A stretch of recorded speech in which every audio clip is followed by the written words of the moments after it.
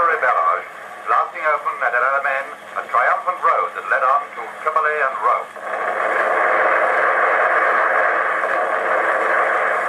Then came that great day for which an enslaved continent had waited and prayed. For months, the quiet lanes and ports of southern England had absorbed a vast concentration of men and weapons. Behind locked doors in London, service commanders and scientists had planned and replanned the greatest amphibious invasion in military history. When all was ready, the quiet voice of Ike Eisenhower heralded D-Day 1944. People of Western Europe, a landing was made this morning on the coast of France by troops of the Allied Expeditionary Force. This landing is part of the concerted United Nations plan for the liberation of Europe. In Nazi-occupied Paris, patriots heard that voice and were to remember it 3 months later when the capital greeted its liberators.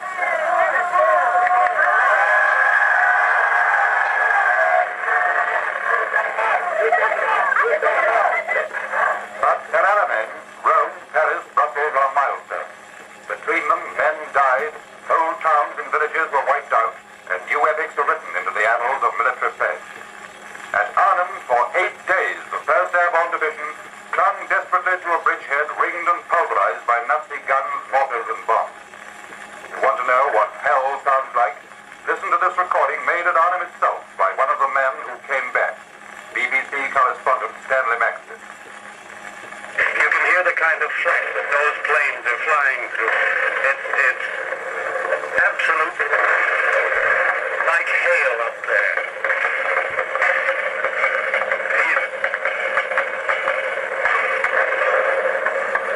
These enemy guns all around us are just simply hammering at those planes. But so far I haven't seen any of them hit. But the bundles are coming down. The parachutes are coming down. That's all that these men have.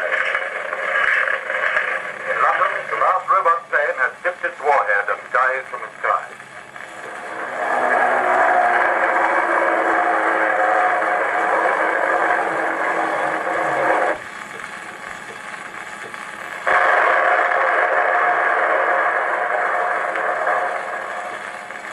One final trick was to be pulled out of the bag of perverted Nazi science before the British people knew the peace of friendly skies.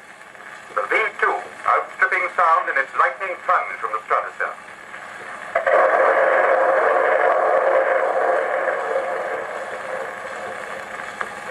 But now the Allied armies were chasing the shattered Wehrmacht across the Rhine. We're in. The Buffalo tipped its nose down the bank, and now it's opening up full power. 3 minutes to go, and we are racing across. And side by side with us go racing the other Buffaloes, racing for that hell on the other side.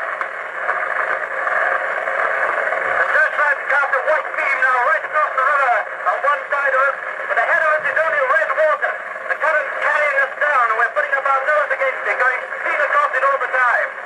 And the snipers making a path on either side of us, beating down the opposition.